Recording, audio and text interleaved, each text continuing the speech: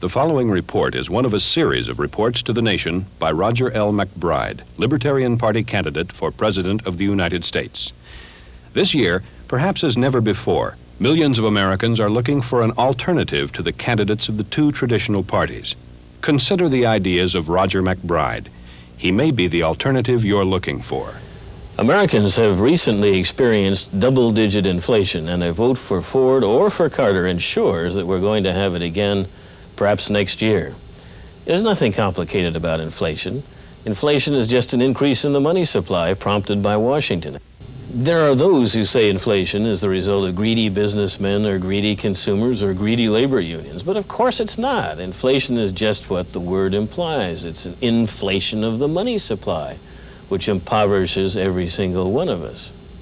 Mr. Carter says he isn't worried about increasing the money supply. With a view like that, I wonder that he can be taken seriously as a presidential candidate. Mr. Ford proposes a $100 billion boondoggle, paying money to the special interest oil companies, which can't help but increase inflation in this country. Have these men no compassion? Don't they understand how the poor feel, how the elderly on fixed pensions feel when their money erodes in value? Apparently not.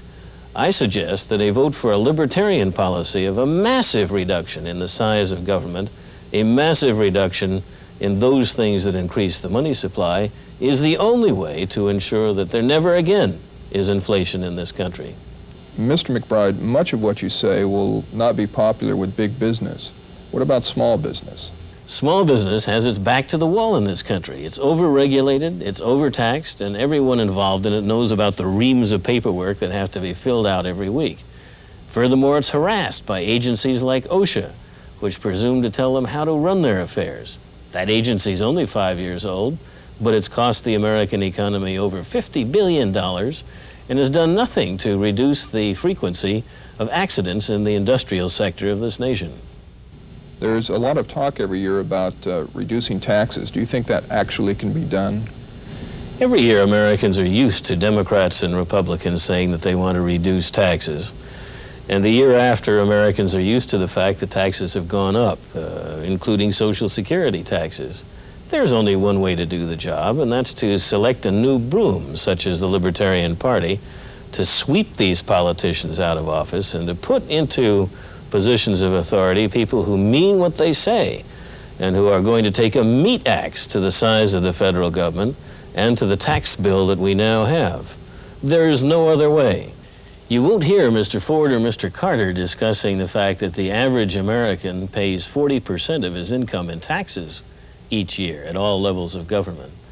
That's one of the reasons for the existence of the Libertarian Party. There are too many areas where the Republicans and Democrats are in total agreement. We say there ought to be a massive reduction in taxes. The idea of Americans paying more to the federal government and to local governments than the medieval serfs paid their kings is absurd. A vote for anyone other than the Libertarian Party in this election is meaningless if you want to reduce taxes. Support for Roger MacBride and the Libertarian Party is growing daily.